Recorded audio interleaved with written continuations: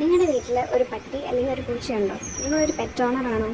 അപ്പോൾ നിങ്ങൾ ശ്രദ്ധിക്കേണ്ട കുറച്ച് കാര്യങ്ങളാണ് ഇന്ന് നമ്മൾ പറയാൻ പോകുന്നത്. ഇവരുടെ ഫുഡിൻ്റെ കാര്യമായാലും ഫ്ലോർ ക്ലീനിങ്ങിൻ്റെ കാര്യമായാലും അവർ വല്ലതും പെയിൻറ്റിൻ്റെയോ പെട്രോൾ ഡീസൽ അങ്ങനത്തെ സാധനങ്ങളുടെ അടുത്ത് പോകുന്നുണ്ടോയെന്നും അങ്ങനെ ചെറിയ ചെറിയ കാര്യങ്ങൾ ശ്രദ്ധിച്ചിട്ട് അവർക്ക് ഫർദർ വരുന്ന അസുഖം തടയുന്നത് ഇസ് ബെറ്റർ, റൈറ്റ്? നമ്മൾ കറി നമുക്കുണ്ടാക്കുന്നത് പോലെ ചിക്കൻ കറി മീൻ കറി അങ്ങനെ അത്രയും മസാല ഇട്ട് ഒരിക്കലും പെറ്റ്സിന് കൊടുക്കുന്നത് നല്ലതല്ല. അവർക്ക് ജസ്റ്റ് അത് ബോയിൽ ചെയ്ത് മഞ്ഞളിൻ്റെ ഉപ്പിൻ്റെ ഒപ്പം ഇട്ട് കൊടുക്കുന്നതാണ് എപ്പോഴും ബെറ്റർ.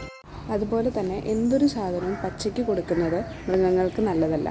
പെറ്റ്സിന് ഒരിക്കലും ചോക്ലേറ്റ്സ് അതുപോലത്തെ ചോക്ലേറ്റ്സ്, ഗ്രേപ്സ്, ചായ, കാപ്പി അങ്ങനത്തെ സാധനങ്ങളൊന്നും കൊടുക്കാതിരിക്കുക.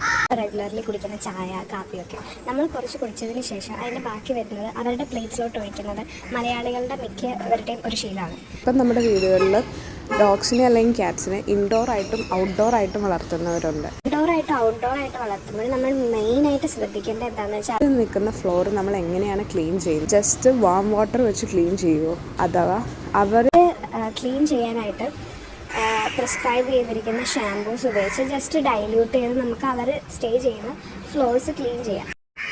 അപ്പം നമ്മളിങ്ങനെ കുഞ്ഞു കുഞ്ഞു കാര്യങ്ങൾ ശ്രദ്ധിക്കുമ്പം നമുക്ക് നമ്മുടെ പെറ്റ്സിന് ഫർദർ വേറെ ഡിസീസസ് വരാതെ പ്രിവെൻറ്റ് ചെയ്യാൻ പറ്റും. അപ്പോൾ ബൈ ബൈ.